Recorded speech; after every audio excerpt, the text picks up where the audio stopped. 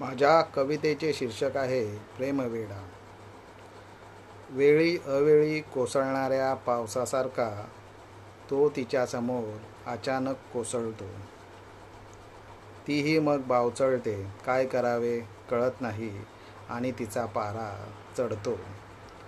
त्याला वाटतं कधीकधी आपण व्यक्त व्हावं तिच्यासमोर, पण तो स्वतः सावरतो.